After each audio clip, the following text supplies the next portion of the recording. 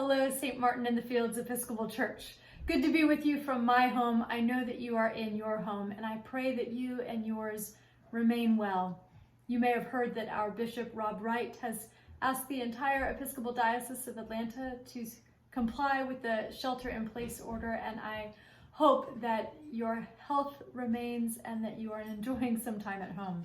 I'm greeting you from my dining room table where I pieced together that mailing. I hope you received a letter from me in the mail and a palm maybe like this that you will be waving on Palm Sunday, but then you know our tradition is to turn those into palm crosses. So you may have to split your palm if it's come quite thick, and those of you fortunate to have ones that are more green and less dried out, perhaps they'll be more pliable. But again, I begin by just making sure it's split, and if I have some of these strings, I remove them.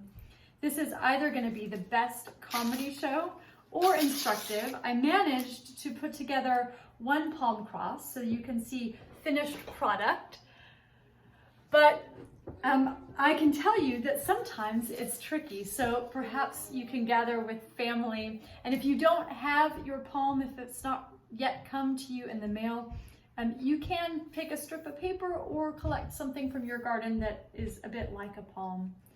This tradition of waving palms like Christ's earliest followers, saying Hosanna, Hosanna in the highest, has continued through the ages.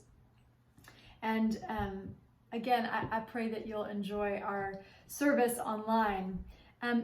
To make a palm cross, if that's your interest, you can Google how the experts do it. What I do is fold it so that you've got about just a third of it, and then fold back up this piece. And see, here's where the comedy begins, because if you haven't stripped the strings, then you'll have a challenge.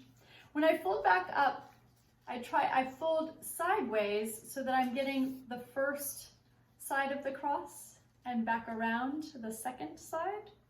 And when I fold back, I know our Daughters of the King would laugh or cry or correct me at this moment. I sometimes slip for extra security because I have crosses that unravel more often than not underneath.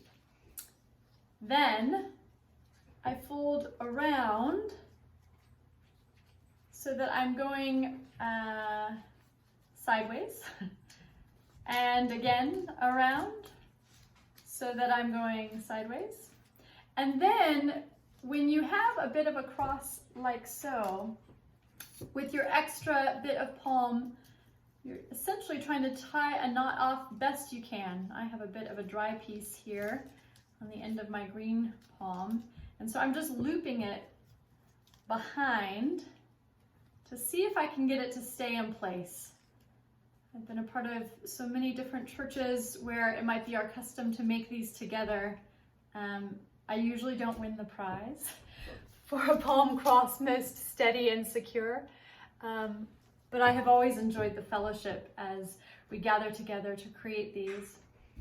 It might be a gift then to have a cross in your home as we enter this Holy Week, and certainly as we approach Good Friday and gaze upon a cross. Often we do that together in fellowship. All of our services will be online through the week, and perhaps this palm cross can remain with you throughout Eastertide. I pray that we'll be again together soon. Hosanna in the highest.